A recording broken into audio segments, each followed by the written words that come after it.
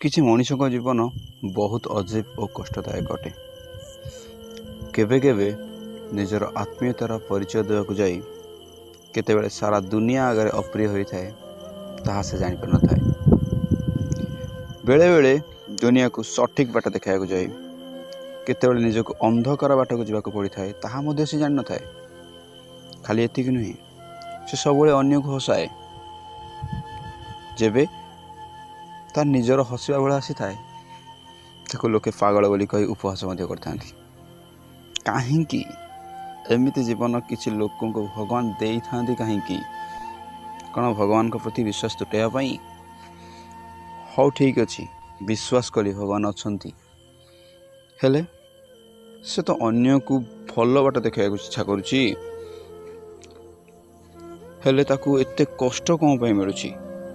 ठीक अच्छे कष्ट मिलले चलिबो हेले मिछ प्रतारणा, मिछ आरोप, असह्य परिहास, दुर्बलतार फायदा कौन पाई उठाइक दि जाउछि? तुमे ताकू खराब ठारू अति खराब बोली कहूच, बहुत खराब बोली कहूच, हेले आवश्यक पड़े ताकू पुणी भल कही पुणी ताकू केमती शोषण करुछ। तुमे कौन जानिछ तुम शोषण को से और तुम परिहास को से जानी पारुनी?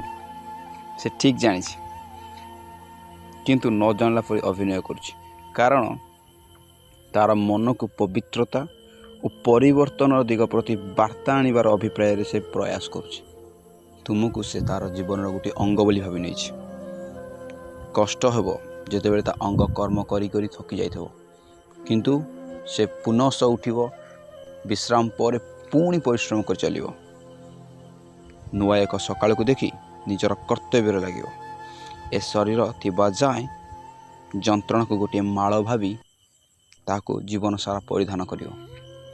तेणु परिहास कर, तुच्छ बोली मन कर, किंतु से केबे पछघुंचा दबनी। रहुछि, नमस्कार।